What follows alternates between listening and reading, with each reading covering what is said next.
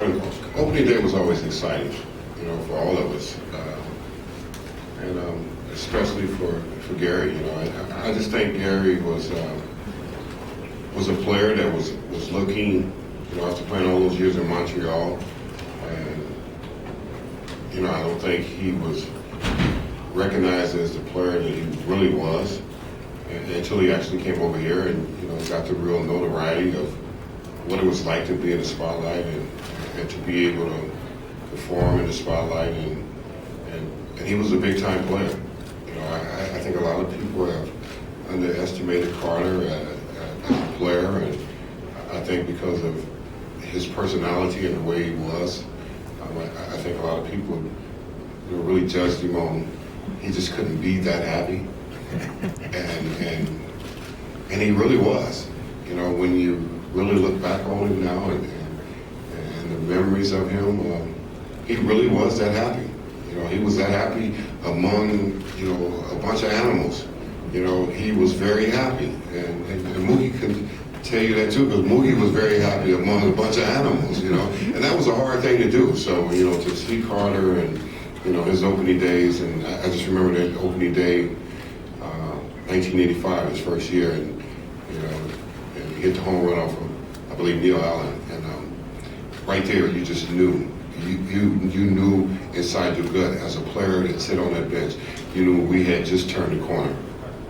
We were on our way to becoming the team that was going to win the championship because of Carter's presence in the lineup, and plus, him being the catcher and handling the pitches that everyone is optimistic about the potential of the team and, and new players. And I think the first opening day with the kid was probably the most,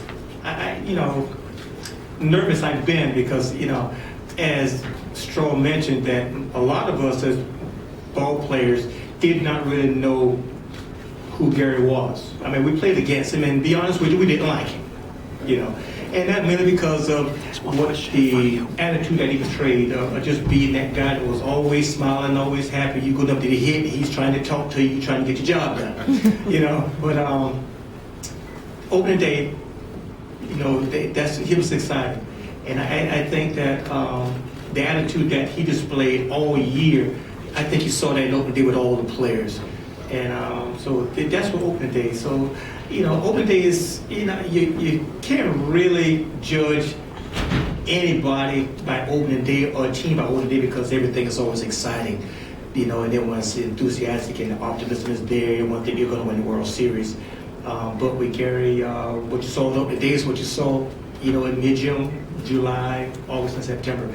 And that was what just opening day with Gary was, let's see what he is this day. And that's what it was. That's been very conservative in retiring numbers of players. I just wonder what your position is, relative to Gary and other great players in this organization. By other great players, my number's not hanging up yet. No, I'm just kidding. There's some truth in just what it's also told. I'm not much for the retired numbers. I think that everything has its place, and I don't think they should retire a number just for the sake of retiring a number. It has to be something meaningful behind that. I think that every player that's come through New York at some point probably deserved their number to be retired at some capacity.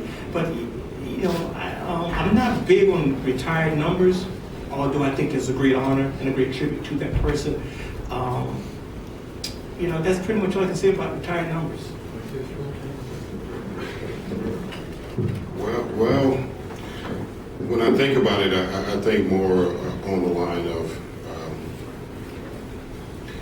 what did the player mean to your city and your team, and what did he represent as far as what he believed in as a player of winning.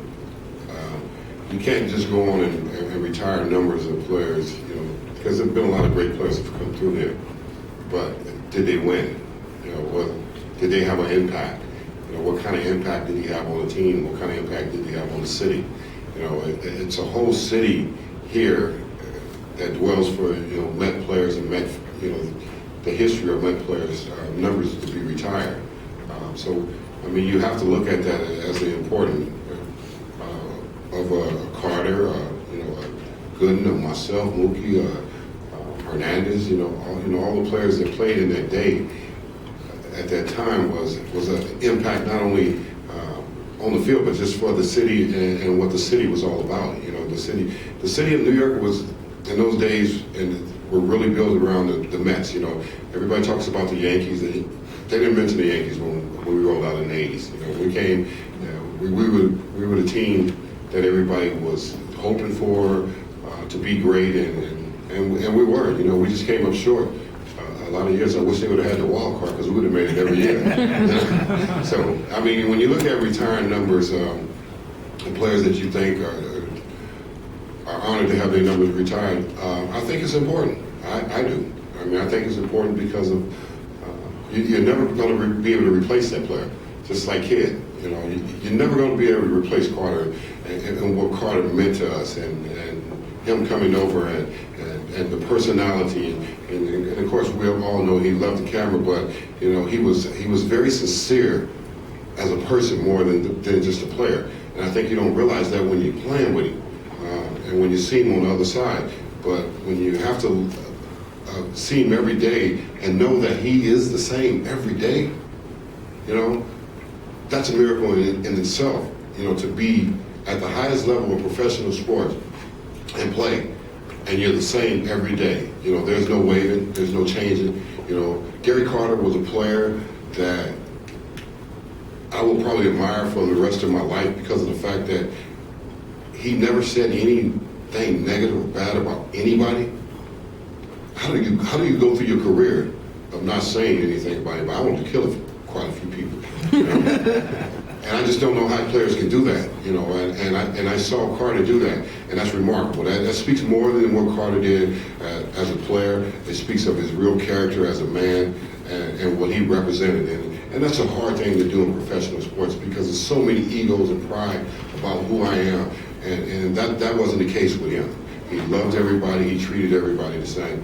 No matter if somebody said something bad about him, somebody talked about him, he just turned the cheek and keep smiling and looked the other way. I just did not understand that because I would have had to kill somebody. I think the first thing that you think about when you have opening day and we had a acquired kid to come over and play with us, you just knew that he wanted to win.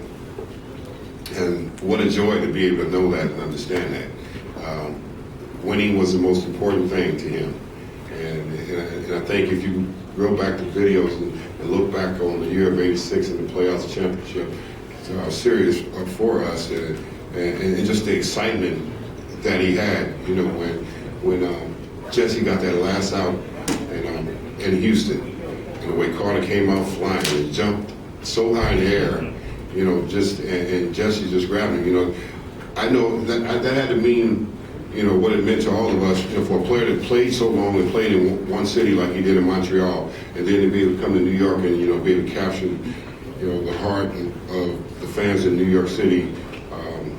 And I'm quite sure the media, you guys had to really, really enjoy the fact that, he was who he was, because he was always available, and he wasn't a player that was, would hide out or say things that very distracting to the club. So you always knew, like Mookie was saying, you always knew what you was going to get with Carter. He was going to be straightforward. He was going to be honest. And that's something that you really admire of a man that lived his life, in such a way, and not only on the field, but also the way he carried himself, off the field, the discipline that he had. So, when you see opening day coming, you knew what you were always getting. You was always going to get the true Gary Carter, and it was just an honor to be able to know, such a good teammate, because you go along and play this career for a long time, and it's only a handful,